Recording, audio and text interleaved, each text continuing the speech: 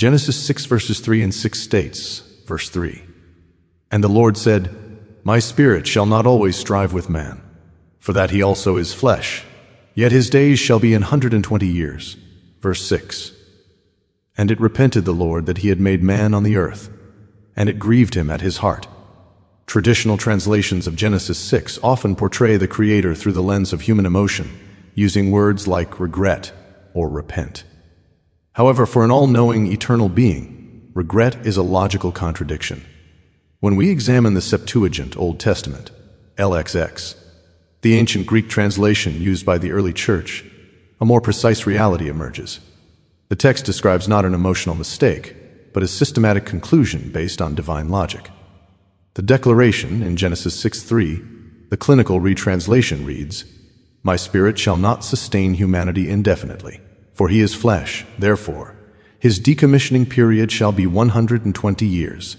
The decision, Genesis 6:6. This contains the most significant linguistic shift. The LXX uses anathemathi, meaning he processed through logic. The Creator performed a structural analysis. He observed that the original design code had been fundamentally compromised. Because the system was no longer capable of fulfilling its purpose, the Logos concluded that it must be retired. The clinical rendering is, "And the Lord decommissioned the humanity he had established, for he concluded within his own logic, Logos, that the system was non-functional." The Creator did not admit to an error.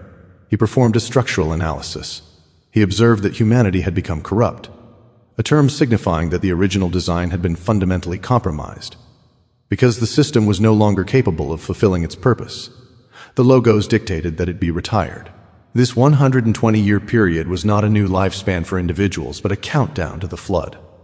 Traditional readings often mistake this for a new human lifespan limit, but the data contradicts this. The patriarchs continued to live far beyond 120 years for many generations after the flood. Patriarch age at death: Noah 950, Shem 600, Arphaxad 565, Shelah 460, and Eber 404 years. The reboot Noah in this framework.